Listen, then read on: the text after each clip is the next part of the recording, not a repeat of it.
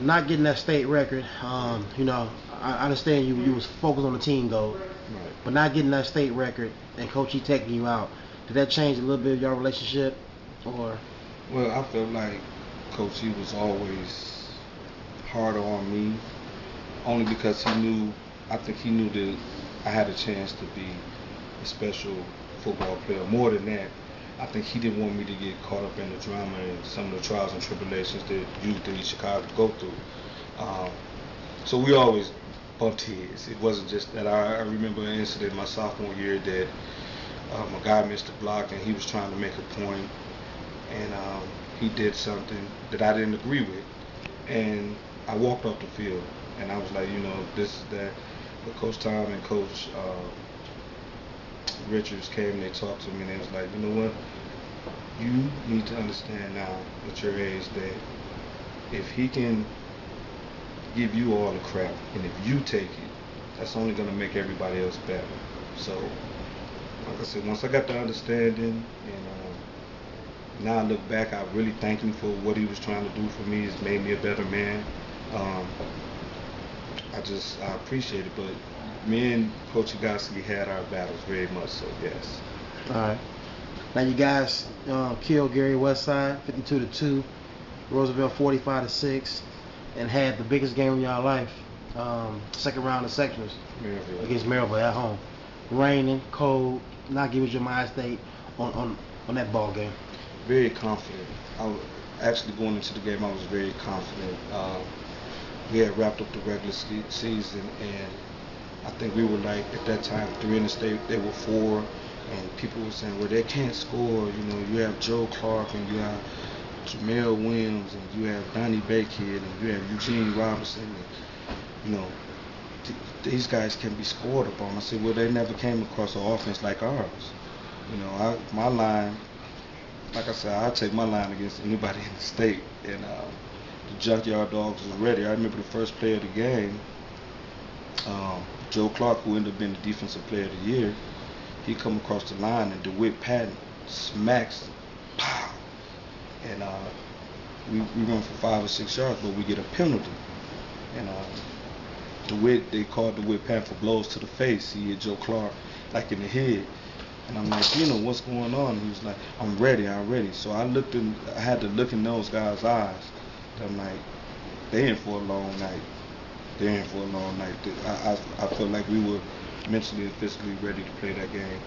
And the more and more we pounded it, they wore down. It was still a close game, like 13-6 or something. It was a 3rd and 2. We called my favorite play, 226 power. I'm going on DeWitt's and Tom Lukowski's side. Get a great double team. Worst Love comes up the middle, clears out everything else.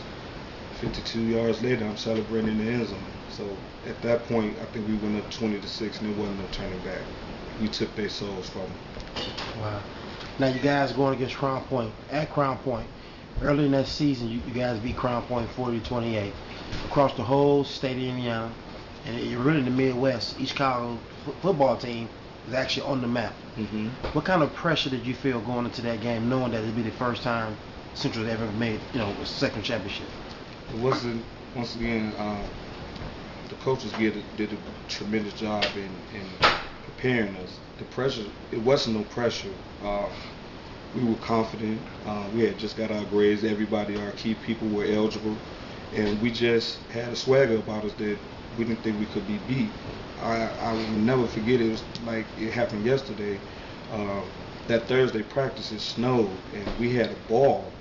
We were saying cardinal weather, and we were all diving in the snow, and we were loose. For that to be a big game, we were loose, and we were just ready to go. So I remember that day the next day at lunch, Jermaine Wright came up to me and he said, "We're all about business." I said, "Strictly business." And me and him went and we ate our lunch. But as we was leaving the high school to go over to Crown Point, the further we went out, going down Indianapolis, it was more frost and everything else. So by the time we make it to Crown Point High School, we're getting off the bus and we're falling. We had the big cleats that Coach Tom had got some cleats from Nebraska for us because, you know, muddy and with the snow and everything. And we were just sliding, you know, and I'm like, wow, like, if you just remove snow, it should be like moist and everything, but it was just like a sheet of ice.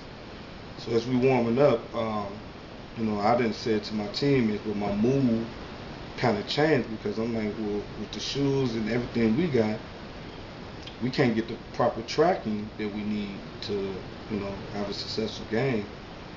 And one thing led to another, and I noticed some of the Crown Point guys had on baseball cleats, which I found out was illegal.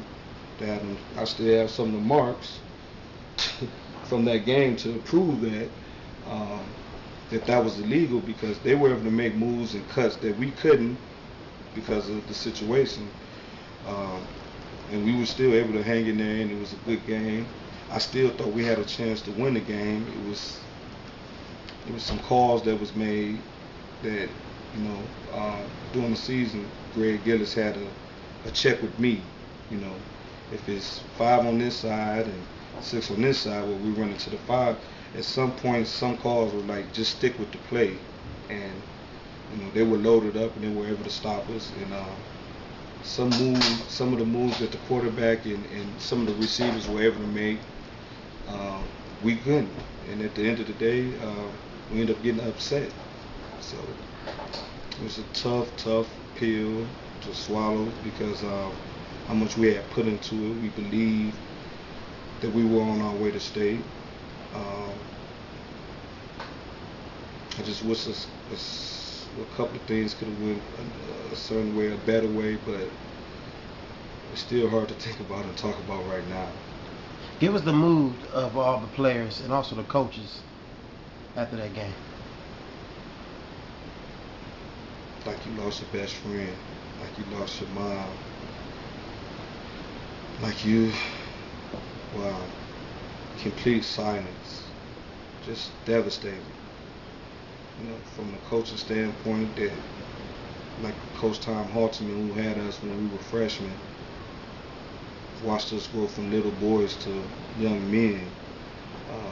The relationship with our offensive coordinator, with Coach Carp, and Coach Hess, and Coach Egoski, Coach Richards. Knowing that I won't be really spending that much time with those guys. My special bond with Tom Lukowski and Angel, Bernie, Royce, the ones who were with me when we first played freshman to that game. That was our last game together. And it's just a real tough pill to swallow. So much blood, sweat, and tears. You know, all the battles from growing up to, you know, my sophomore year when we got beat up to being the first undefeated team in 34 years. It was tough, a lot of emotion. Even with that sad loss, you know, you guys still was the #1 rushing team in the state. You know, you had over 1,900 yards rushing. Your backup, led the state in rushing. Your backup had almost 1,000 yards, Royce Roberson. You guys had the most points scored in the state as well, 392 points. So, you know, the team still had a great season. But I know with a loss like that, it was just devastating. Yeah, our #1 thing was to prove that blacks and browns, quote unquote, can come together and we can make our area represent to play with the suburban schools. We did that. We established dominance. We did that, but we didn't get our ultimate goal, was to win the state championship. And that Ben Davis team had a great team. They had a great couple of years. But in my heart, on a neutral field, in that grass or something, I don't think they could have matched us. I don't think nobody in the state could have matched us because we had what it took. If it wasn't for the unfortunate circumstances at that Crown Point field, I don't think nobody would have been able to stop us. Okay, that was a great point because I was going to bring that up. After the '92 season with Royce and them, Coach Eaton created a harder schedule. Basically the best teams in the state. The Providence Catholics, Ben Davis, Terre Haute North, the Penns. I was going to ask you about that. If that schedule was presented to you guys, what kind of results you think you'd have had? I think pretty much it would have been the same way. Those teams at that particular time didn't want to play the East Chicago Central. They were afraid of, like you say, the Provincers and the Ben Davis. They were winning state championships. They didn't want to, quote unquote, see us because early in the season they would have got what they were looking for. We were a physical bunch of guys who played with reckless abandon, and I don't think they wanted to meet us until it had to be at a state championship level or some deep in the playoffs. So the schedule that they got, I think we had a lot to do with that because they seen that we wasn't, just a bunch of slouches who was going to lay over. Once they see we was able to come with their level of competition, then they started giving us a look. But my time when we were there, they didn't want to see us. Yeah, and Coach, he said that in his interview. He stated that once y'all guys started you're the best in this region, teams didn't want to play against East Chicago no more in this region. So Coach, he had to go out and find teams to play us. Right. Everybody says the Hammond Highs and the Bishop Nose, but like I said, we were looking for bigger fish to fry. Griffith would never play us, but now they're on the schedule. I know at the beginning we were playing Maryville, but Maryville seen the growth of it, so they cut us out the schedule. Lake Central is still on the schedule, but like you said, he had to go expand. I remember my junior year, we had two backs, me and Alfonso Robinson, both go over 200 yards in Kentucky because no one in Indiana would play us. So, remember that. Yeah. We got to travel, we got to do other things, and it's hard that we don't have a conference. That Central is an independent, so we got to experience a lot of things. But it got to the point, and I'm proud to say that we were some of the guys who started putting that together. That the perception of East Chicago football changed.